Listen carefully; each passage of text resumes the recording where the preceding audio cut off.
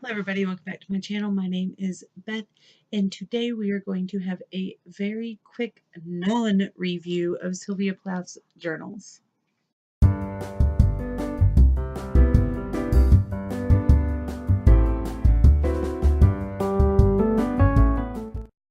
As I said, this is going to be a non-review, mainly because I don't feel right giving a full-on critical review to something that was originally a daily journal, especially one for an author, because journals for authors feel like they are source material. And she actually named her journal, I believe, Sargasso, something like that, at one point, calling it her dream diary. Basically, this is where the litany of her soul was put down that she could come back later and pull from for her stories and poetry.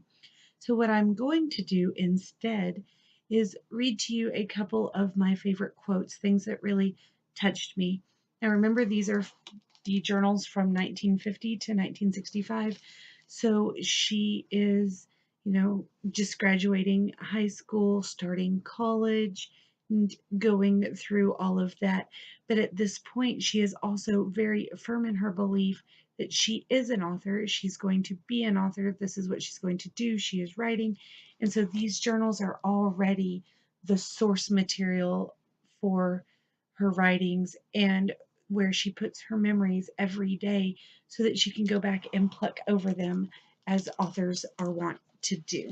So let's get started with my first favorite quote from her journals.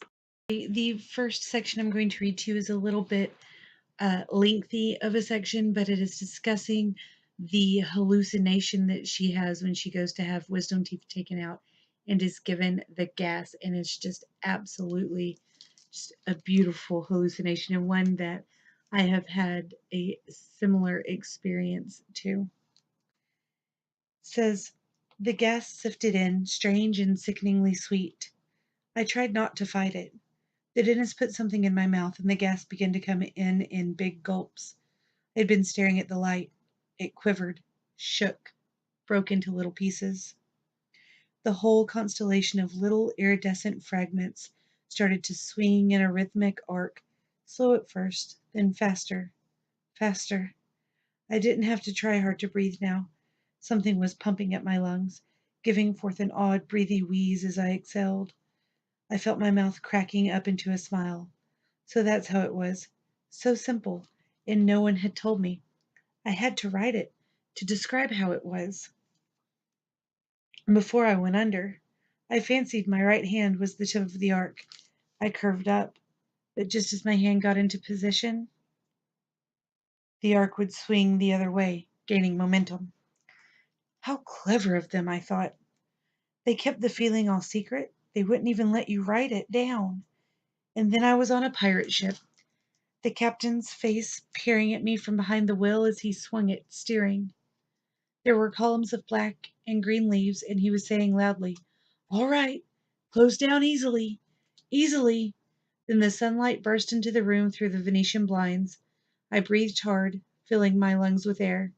I could see my feet, my arms. There I was. I tried hard to get back into my body again. Such a long way to my feet. I lifted my hands to my head. They shook. It was all over. Until next Saturday. The second quote I want to give to you is slightly shorter than the last, but is discussing her reaction to seeing her husband Ted walking with a beautiful young girl who he has just obviously been making out with or doing something of the like. They were at kind of the lovers lane area. And it says, no, I won't jump out of a window or drive Warren's car into a tree or fill the garage at home with the carbon monoxide and save expense or slit my wrists and lie in the bath. I am disabused of all faith and see too clearly. I can teach and will write and write well. I can get in a year of that perhaps before other choices follow. Then there are the variations. Various and few people I love a little. My dogged and inexplicable sense of dignity, integrity that must be kept. I have run too long on trust funds. I am bankrupt in that line.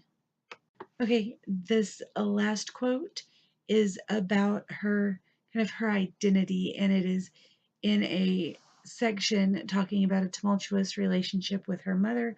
But this particular segment just really hit me in the heart. It is very much how I feel on a daily basis. It says, I felt I couldn't write because she would appropriate it. Is that it? I felt if I didn't write, nobody would accept me as a human being. Writing, then, was a substitute for myself. If you don't love me, love my writing, then you will love me for my writing. It is also much more a way of ordering and reordering the chaos of experience. So, those were some of my favorite quotes from the journals of Sylvia Plath. Um, I rated it, I think, a 4 stars on Goodreads, which it feels really weird to me. I didn't feel like it was a 5 star read because I was reading somebody else's journal.